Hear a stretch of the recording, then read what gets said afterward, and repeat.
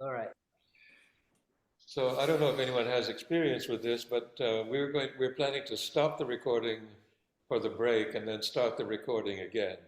Is Zoom gonna like that? Are we gonna end up with two recordings? Anybody know? I'm thinking if we have to break the whole thing, I'm thinking that everybody's going to have to just sign back on. So I think the safest thing to do would be to terminate it And restart it? and restart it. You know, Yes. Allan thinks that at the break we should all close out and restart after the break Okay. Yeah, for the sake of the I've never tried recording. it. What, Stacy? I've never tried to do a pause in a recording, so I'm not sure if it's possible. Well, I think it's safer. safer. Okay, I'll go along with you. Because we don't want to be in a 2-hour dilemma again. See, the last time our recording was 135 megabytes, and there's not any editing program that I know of that can handle that. And so I was unable to edit it. There are probably some that could, but not that I have access to. So let's try that then. At the break, we will sign out of Zoom, and after about 10 minutes, we will sign back in. Sounds good. Very good. So those were. I made two introductory remarks. One was how nice it is to be here, and the other was a lament about how we are not all sharing the same space, and because of a certain inherent value that such a sharing has and that we've experienced in the past. On Sunday, I will be uh, chanting and um, hopefully creating an atmosphere that would be normally the result of 2 or 3 days. It can be done in one day with considerable concentration, and I can try to do that. And something of that may have an impact uh, in cyberspace. The sound will be carrying some vibrations. So, but that's about as far as I can see.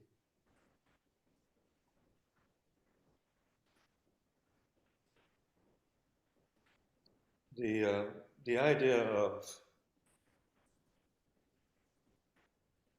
focusing on sutra, mantra, and tantra on Sunday as central to Sri Aurobindo's teaching and Vedic yoga and his integral yoga um, is to make audible clearly the root causes and qualities of those traditional forms.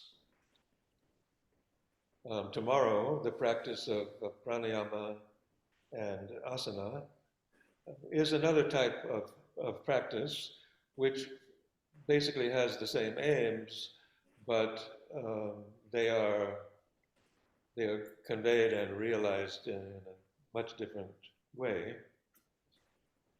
And so tonight I was going to make some comments about the principles of yoga that have resulted in the creation of these forms over the centuries.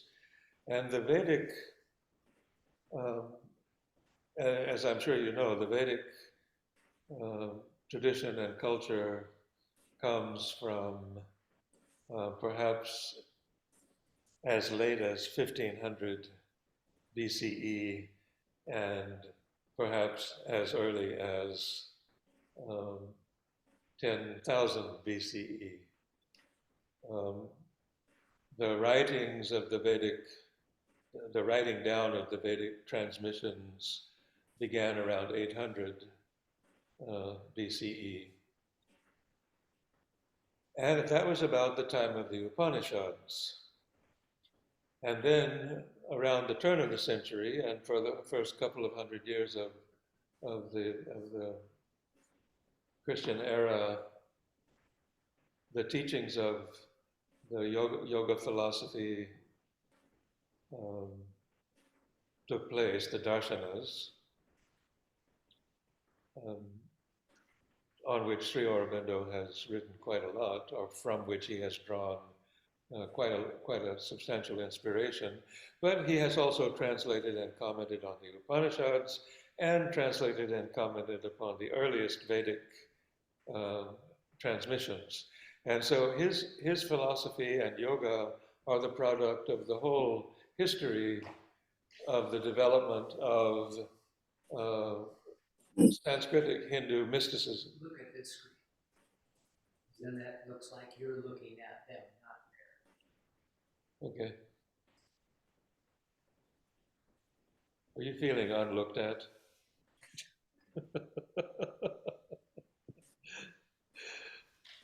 So I'll aim between.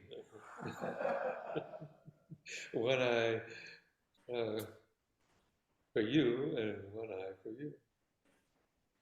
And the third eye between.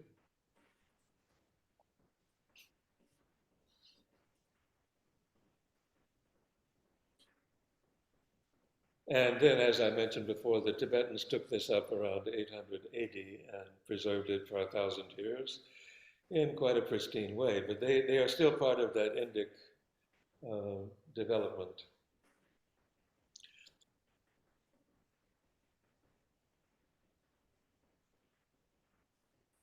So most of that tradition, and as the Tibetans have preserved it today, the form that's available today, has been oral.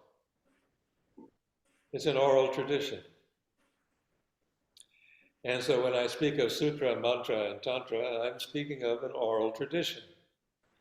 This is not something you get from reading books. It's a transmission. And the principle of the transmission is the shruti. The shruti is an inspired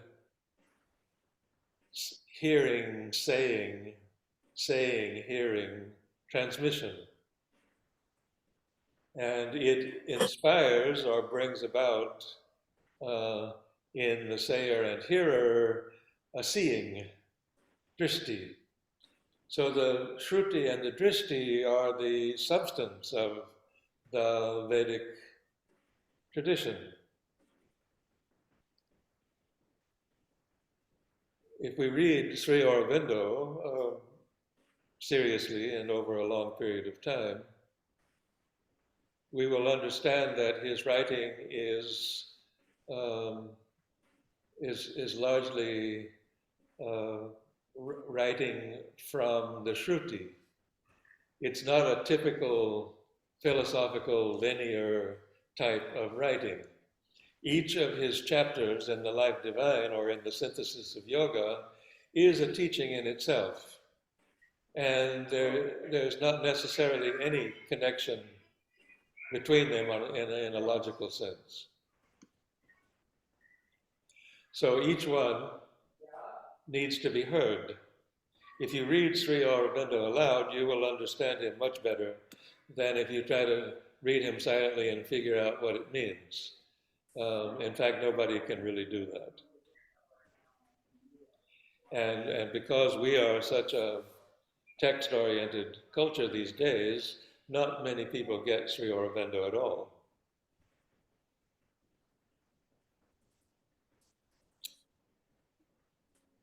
These are observations.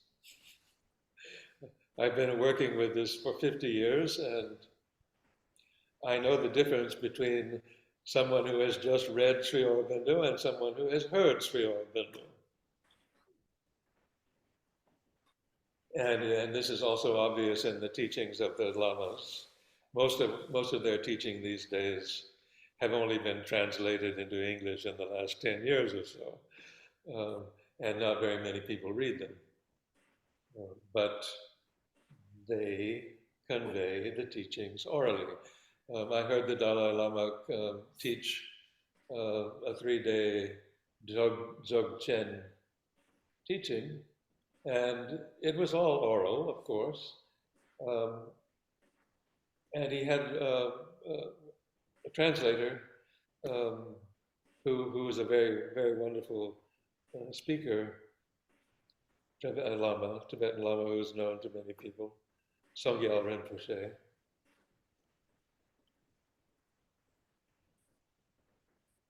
But over those 3 days that he was delivering that teaching, it was necessary to be able to enter into the flow of that oral transmission,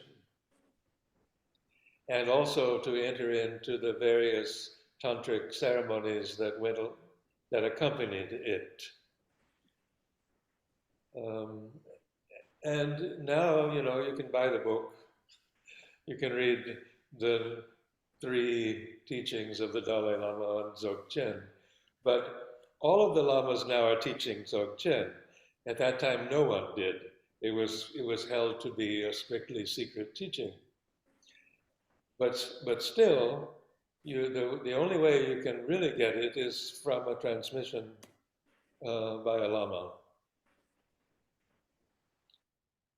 So Sri Aurobindo's whole corpus of writing and yoga, and especially Savitri, which is the mantric transmission of his teaching, depend upon our ability to hear something that, as I mentioned in some quote that I read last time, is inexpressible by the intellect and incomprehensible to the intellect. So let me mention a school of psychology that's currently quite dominant and energetic in the world today. It's the school of right brain, left brain, hemispheric intelligence. And the guru of that school is named Ian McGilchrist. And so Ian McGilchrist is all over the internet these days. He's written 3 absolutely magnificent books. One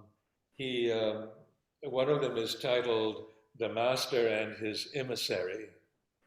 And this refers to the right brain hemisphere, the right hemisphere of the brain as the master, and the left brain as the emissary. The right brain, he has done 10 years of hospital and lab research on all kinds of brain conditions. And before that, he did 10 years as a professor of mythical literature at Oxford. So he's coming at this from the right brain and the left brain. And he has created a scientific understanding of things that are not particularly scientific. And so it's very interesting to read what he has to say in the light of yoga, because yoga and yoga knowledge, yoga philosophy, and Shruti are products of the right brain, the intuitive mind, the holistic, peripheral intelligence, while science is a product of ratiocination, the left brain, linear, analytical function. And these 2 functions are working together all the time.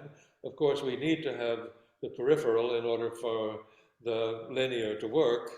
But the linear brain isn't necessarily aware of what the right brain is doing. It receives from that hemisphere what it works on in a more linear and analytical way. Consequently, those of us who have been a product primarily of the left brain culture, which has been dominant for a couple of hundred years, and it's primarily a text-oriented culture, have to a large extent lost contact with that more important peripheral intelligence. And that intelligence is more available to artists and poets. It is their source of most of what they do. But where is art? Where are art and poetry and so on in the world today? Most people are looking at the internet and trying to figure out how to achieve linear goals with information, what information is needed and what kind of organization is needed to achieve the goals of the society today. And it's detrimental to nature as a whole, as we know, and it's primarily beneficial to the left brain, generally white corporate culture.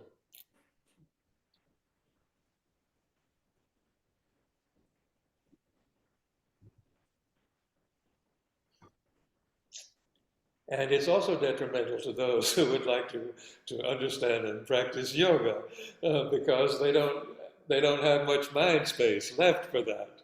It gets totally occupied by their work life and their media life.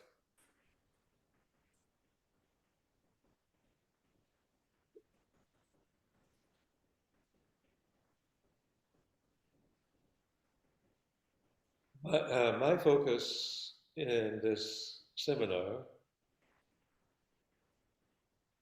will be to feature the right brain intelligence as it has been formulated, conveyed and formulated by the tradition of Indian yoga, primarily through the language of Sanskrit, until Sri Aurobindo came along, who was a master of English and a master of Greek and Sanskrit, and I mean classical Greek. And he discovered that the classical Greeks, in the times of Heraclitus and Parmenides, for example, had the same kind of mind as the classical or ancient Vedantic seers and writers. And that mind produced very much the same kind of knowledge. And so there are many parallels between pre-Socratic and Platonic literature, which no one reads today because that's a dead language, except for a few very gifted Greek scholars, among whom Sri Aurobindo was one. Heidegger was another one. And similarly, the Sanskrit tradition is not very much read today because Sanskrit is a dead language. And very few scholars today have the gift of tuning into that classical Sanskrit. And so Sri Aurobindo's writings represent quite an extraordinary cultural phenomenon. He had access to both of these ancient languages, and he was educated in England and was a master of English as well. So he can give us a much more authentic representation of the ancient knowledge and literary tradition than almost anyone else has ever been able to do. The Germans tried very, very hard in the 18th, 19th century to do this with the Greek culture. And a few outsiders even attempted Sanskrit, but they didn't get very far.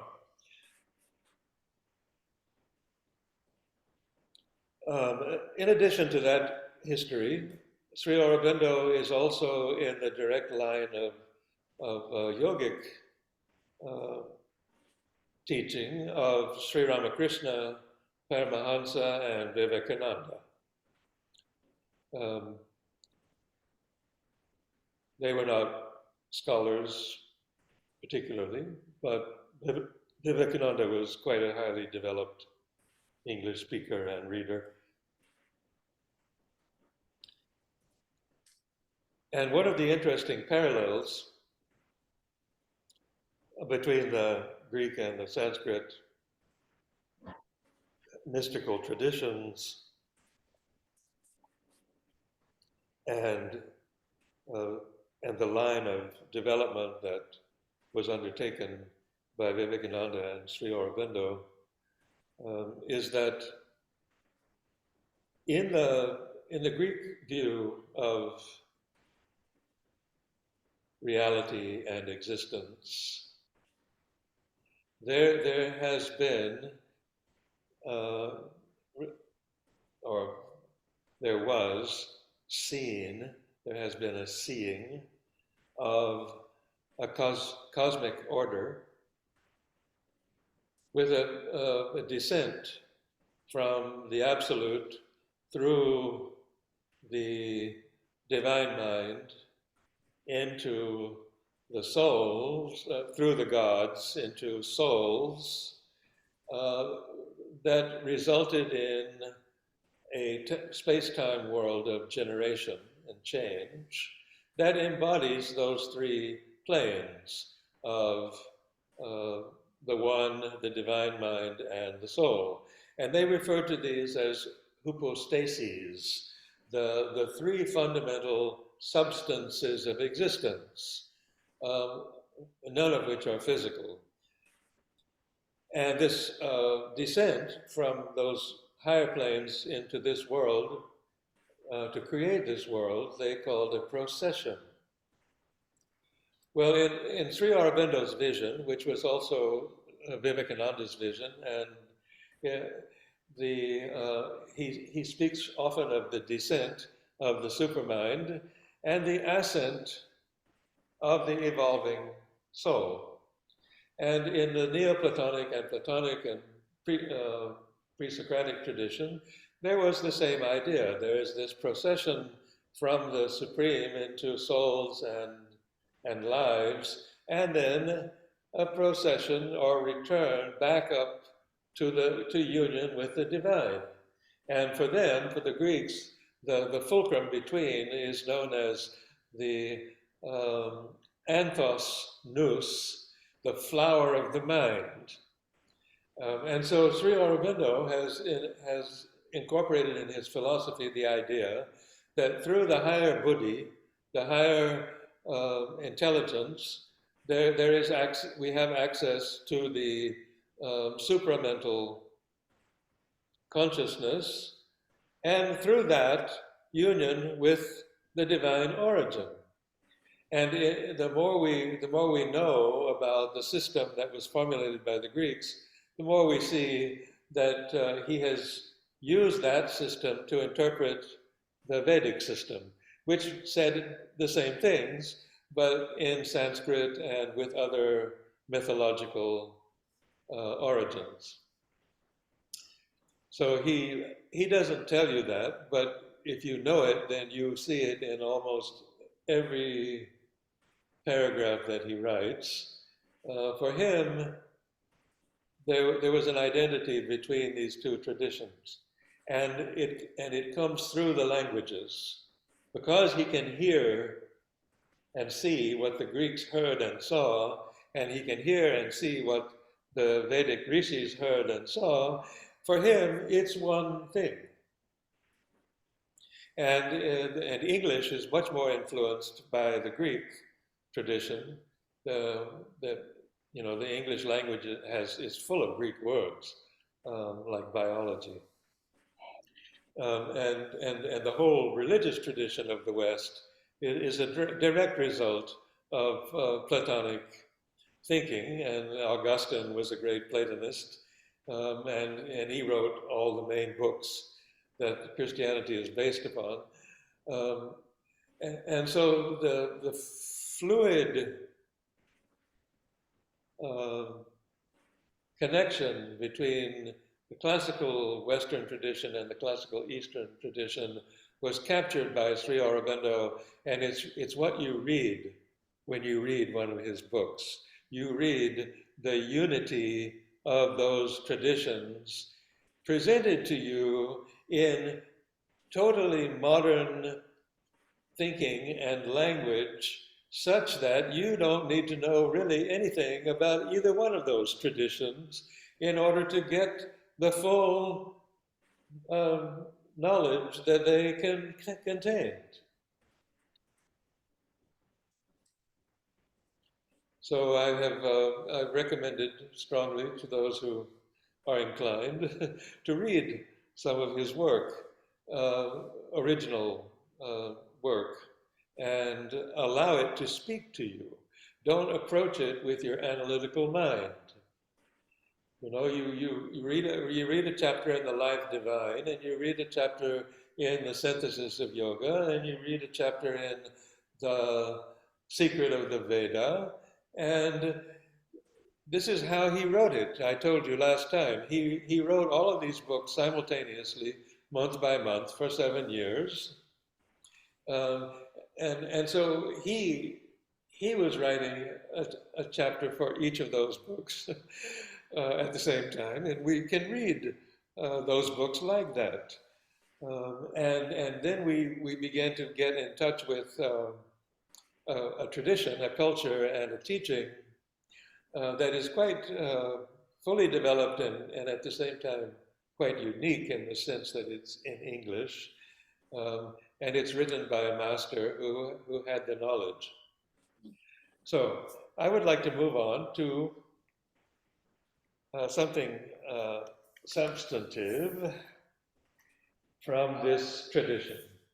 So, segueing just what you talked about, please mention that his Sri Aurobindo's gift, one of his gifts, was that in English he could communicate mantra and shruti in English. Didn't I just say that, Allan?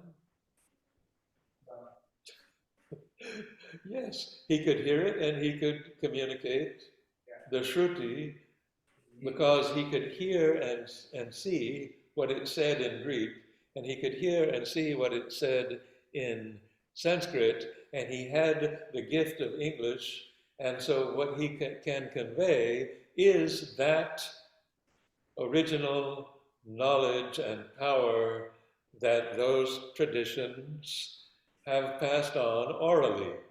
He belongs to that oral tradition. I said all of that.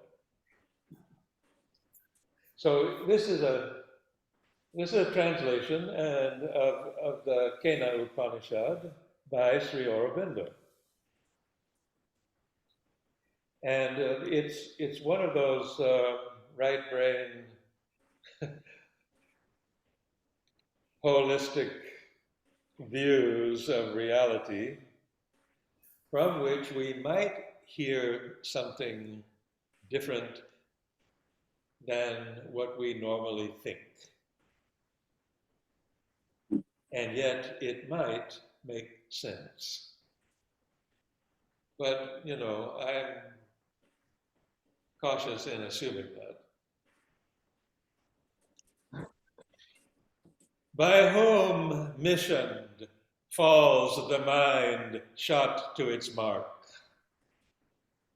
By whom yoked moves the first life breath forward on its paths?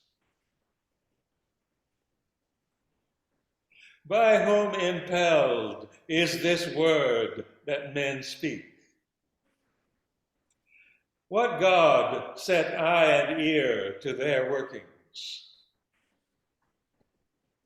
That which is hearing of our hearing, mind of our mind, speech of our speech.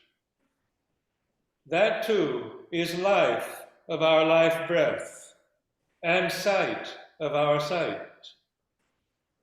The wise are released beyond, and they pass from this world and become immortal. Their sight travels not, nor speech, nor the mind. We know it not, nor can distinguish how one should teach of it. For it is other than the known. It is there above the unknown. It is so we have heard from men of old who declared that to our understanding. That which is unexpressed by the word, that by which the word is expressed. Know that to be the Brahman, and not this which men follow after here. That which thinks not by the mind, that by which the mind is thought. Know that to be the Brahman, and not this which men follow after here. That which hears not with the ear, that by which the ear's hearing is heard. Know that to be the Brahman, and not this which men follow after here. That which breathes not with the breath, that by which the breath is led forward in its paths. Know that to be the Brahman, and not this which men follow after here. If thou thinkest that thou knowest it well, little indeed dost thou know the form of the Brahman. That of it which is thou, that of it which is the gods, this thou hast to think out. I think it known. I think not that I know it well, and yet I know that it is not unknown to me. He of us who knows it knows that. He knows that it is not unknown to him. He by whom it is not thought out has the thought of it. He by whom it is thought out knows it not. It is unknown to the discernment of those who discern of it. By those who seek not to discern of it, it is discerned.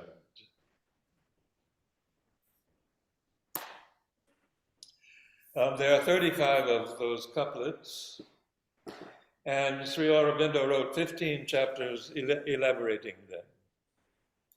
But those 15 chapters are generally only 6 or 7 pages each.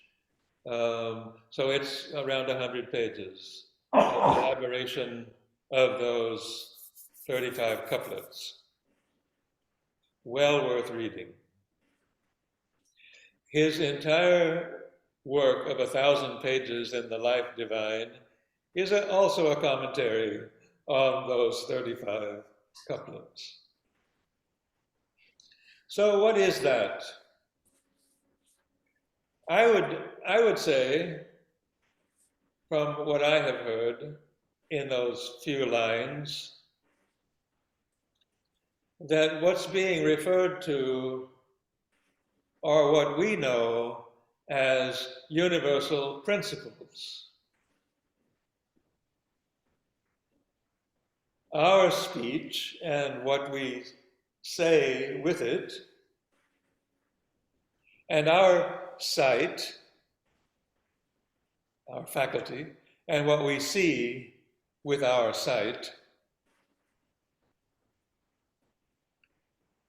is all of those things are the product of the principle of seeing and visibility and light, or saying and meaning and communicating, and that which is said and meant and communicated. But that which is said and meant and communicated is itself the temporal expression of the principle of transmission of knowledge, communication. And that principle of communication, just like the principle of sight, is necessary for there to be seeing in all of these organisms that run around on the earth. There must be a principle of sight. And in case you hadn't noticed, absolutely everything that exists that's alive has in it a faculty of sight. Seeing is a universal fact of life. Every phylum, every phyletic line has produced structures that are capable of sight. And they're very different even from phylum to phylum. But sight is in fact omnipresent in life. So the principle of sight is something that we recognize to be above any of those structures and functions of seeing that we are aware of, that we can study in a laboratory. When we study them in a laboratory, we are studying structures and senses. But we know from having studied millions of those that this is a universal principle. And this universal principle brings to us and brings to every organism knowledge about its environment. So knowing is also universal.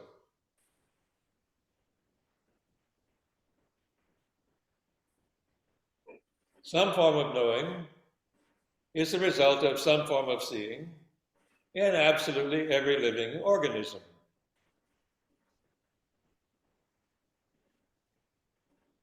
And so the question is asked by these ancient rishis, just as it is asked by philosophers of science today,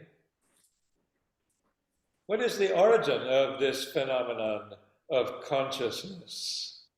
It's the main question which hasn't been answered. And it's the same question.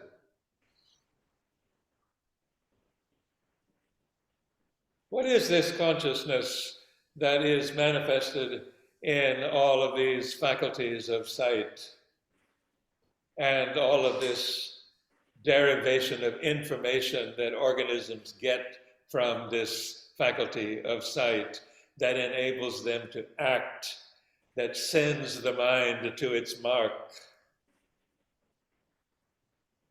What is it that has yoked this life to its pranic movement? Or in other words, how has this principle of life manifested on earth? Where does it come from? Does consciousness come from atoms and molecules and structures that evolve in organisms and species? Or do all of those faculties in all of those organisms evolve because there's a principle of consciousness behind them, in them, that they express? How could there be the evolution of consciousness in all of these infinite varieties of structures, which we know to be a universal principle, if that universal principle itself wasn't their cause?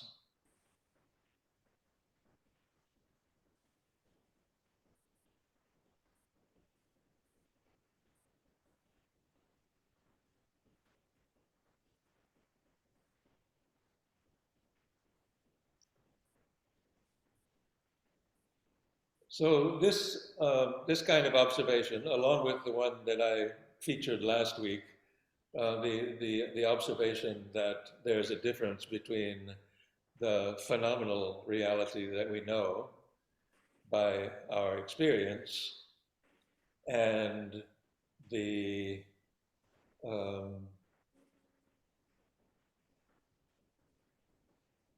ideas like the good, the true, and the beautiful, these real ideas that we know of with our right brain, that you know, when you look at this rose, those ideas are not there. This rose is just a rose. But it's true to being a rose, and it's beautiful, and it is vibrant with a degree of beauty and sweetness um, that seems to resonate with the idea of the good, the true, and the beautiful that we have in our best moments. You know, a kind of inspired idea of the good, the true, and the beautiful, which is the dominant theme of Plato's philosophy, seems to have an influence on many things on earth. Human beings are especially good and true and beautiful at their best. And there are a lot of them running around. Far too many for this planet. But, you know, the good, the true, and the beautiful, according to Plato, exist on a plane of excess. There's no limit to them. And these somewhat good and true and beautiful forms running around on the earth are the product of the opposite of excess, or lack. And because there is this lack of the good, the true, and the beautiful in the void of space, the excess of the good and the true and the beautiful must fill it. And it fills it through a process of descent, through planes, which are the goodest at the top. And at the bottom, there's a kind of gradual evolutionary emergence of good in forms that are not so good for a long time, and they get to be better and better. And so the evolution from below into the human species today is a promise, according to Sri Aurobindo, of better to come. The evolution of a higher consciousness closer to that origin. And it's just like the Greeks said, it can come about through a blossoming of the higher intelligence. And that higher intelligence can bring it down into this mind and body and life. It can connect with the higher creative will and force of the divine mind and bring those powers and principles closer to the vibrational structures that we embody, that we are.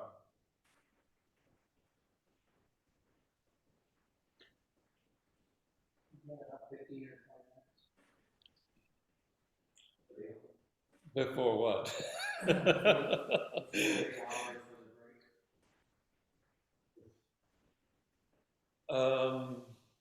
We just have 2 hours tonight.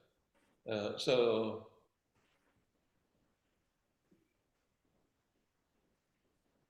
okay. I think I will take the break now.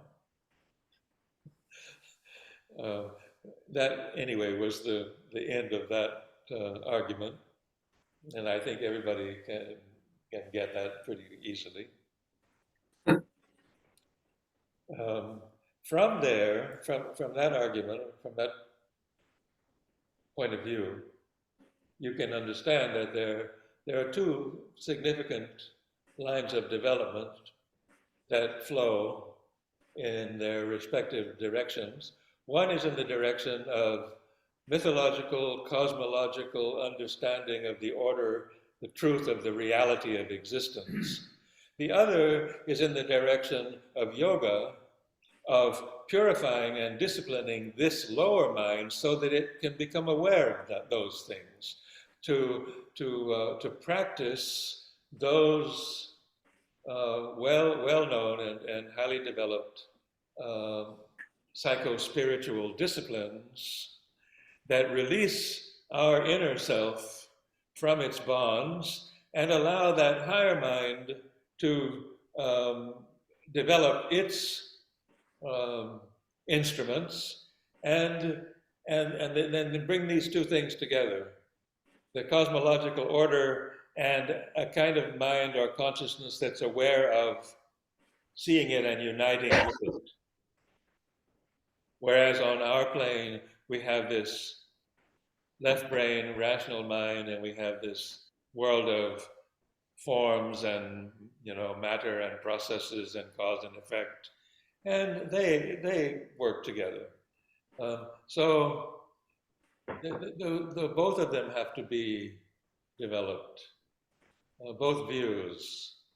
The rational and the intuitive have to tell us about the cosmological as well as the physical realities. So yoga develops that psychological process, and spiritual philosophy and poetry and mythology develop the cosmic hierarchy, and these are the two branches of the spiritual mind.